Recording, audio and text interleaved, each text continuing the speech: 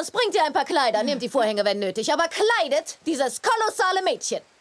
My name's Colleen Atwood, and I'm the costume designer for Alice in Wonderland. I think when you have a costume that really works for somebody, you really know it when they put it on and they start walking around in it and they start taking it on. Usually in the second fitting. The first time you're sort of getting fit right, but the second time around they start fooling around with it. This is Johnny Depp's Mad Hatter costume.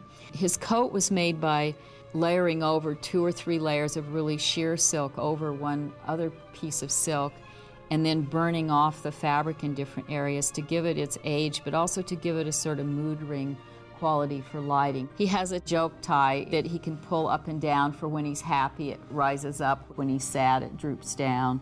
He has a set of his scissors here. He has little bits of ribbon that could pull together to make a hat at the last minute. We figured the Hatter had some spare time, and when he's sitting there waiting for Alice to come to tea, he did a little embroidery on his pants. He kind of lost his socks so they don't match. His waistcoat is tailored out of tiny little pieces of fabric that were cut and sewn over and remended, and all the buttons are different because he's a little bit like a magpie and just picks up things he sees and magically turns them into other things.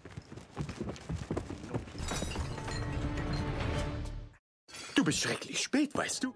So this is Alice's dress that she wears to the party at the very beginning of the movie. It's a real nod to the sort of blue of Alice and the sort of idea of a younger kind of Alice dress.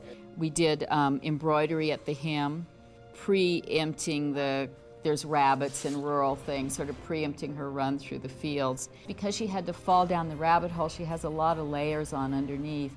So when she goes upside down in the movie, you get to see the blue, and you get to see the fun stripes, and you get to see the stockings and the bloomers and all those things. This is Alice's costume when Alice turns into this gigantic Alice. We made this dress in a couple different scales to play with for Alice, and then they made the curtains in a bigger, wider stripe to play with the scale of the curtains on a bigger person to smaller.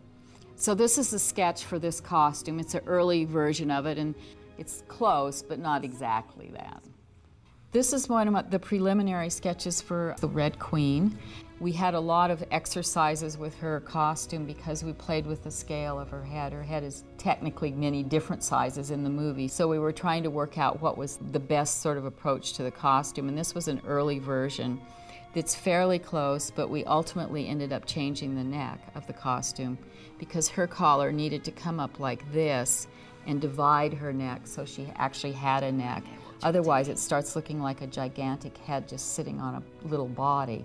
We did this black outline here to give her even a more kind of wasp-like middle, to have it almost come to a point and then back out to the big skirt.